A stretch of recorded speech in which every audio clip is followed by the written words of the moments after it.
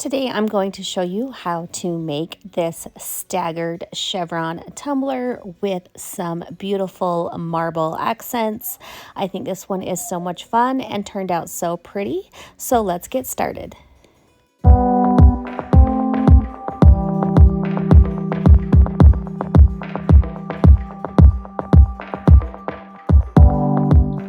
Today we are going to be working on a 24-ounce plump from the Still Magnolia.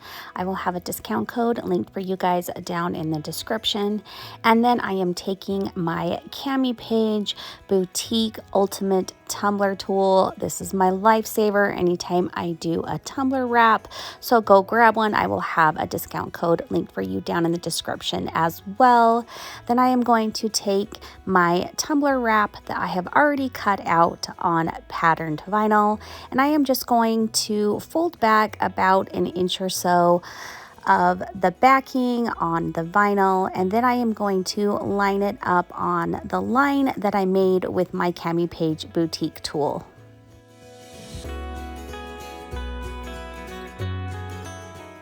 Once you have it all on there straight, we are just going to take and just release a little bit of the backing by pulling a little bit, and then it will kind of roll up on itself. And so it makes it easy if you just want to take a hand or maybe your vinyl squeegee and just push that on a little bit at a time, making sure there are no bubbles until you are almost all the way around your tumbler. Then you are going to want to remove the transfer tape from the top from the beginning of your template before you move on, or you will stick the vinyl on top of your transfer tape. Now you can remove the rest of the backing from your vinyl, and then I just take and pull it really taut, making sure that the pattern lines up correctly and pushing it down. And then you can go back and remove the rest of your transfer tape from the rest of the template.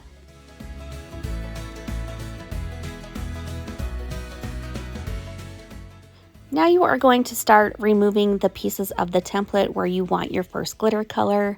I always base it with a mixture of glitter glue and acrylic paint or chalk paint, and then we are just going to base that section where you pulled off that template. And while that glitter glue and paint mixture is still wet, we are going to sprinkle on our glitter color. And the first glitter I chose today is called Sugarberry, and it is one of my favorite colors, so you need to go snag it for sure.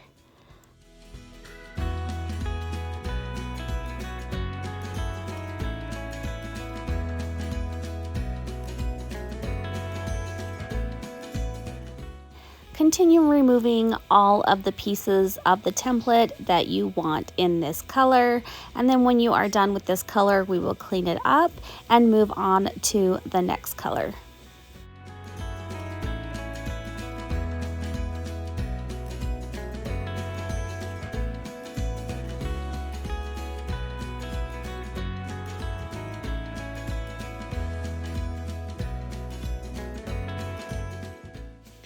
Now that I have that pink Sugarberry down first, it was a lot easier for me to see where I wanted the other colors that I am implementing.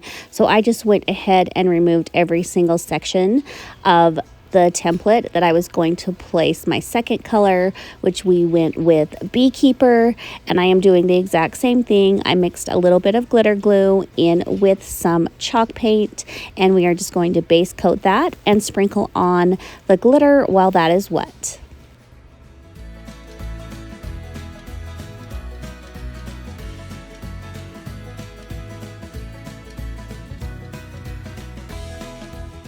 I went ahead and removed all the pieces for my third color, and for my third color choice I went with Wild Heart. I wanted something a little bit brighter for that really pretty pop of color, and this was absolutely perfect.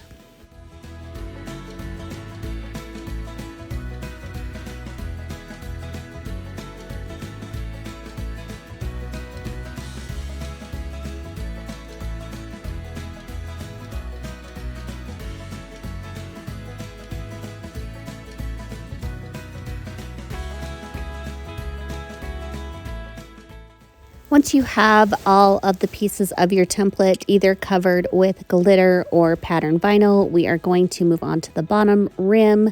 Just pick the color of your choice, and then you are going to let that dry, and then you're going to spray seal it. I like to do 2 or 3 times really well with Rust-Oleum or Krylon's triple thick.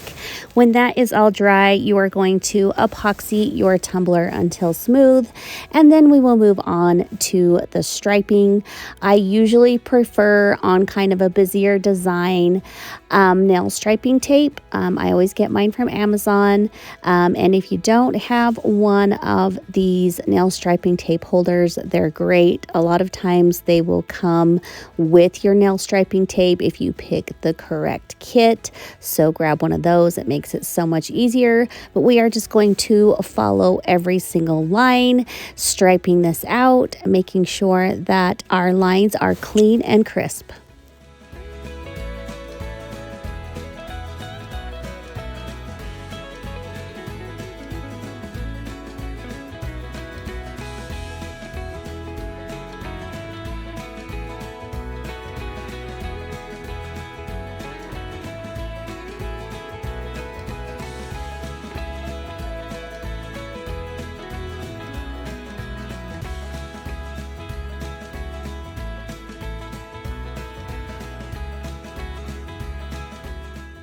Now that all of your nail striping tape is laid down, you can, if you're a little bit worried about that thin line popping up, grab some sort of polyacrylic or quick coat and coat your tumbler before you move on to epoxy.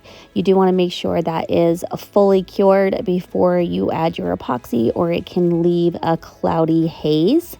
And then once that's completely dry, add epoxy until smooth. And here is our tumbler all finished. I just think she is so freaking pretty, and I love that the chevron is staggered. If you guys try this tutorial, make sure you give me a tag so I can see your beautiful work. Don't forget to like and subscribe to my channel, and look for me on all other social media platforms under Diamonds and Dust.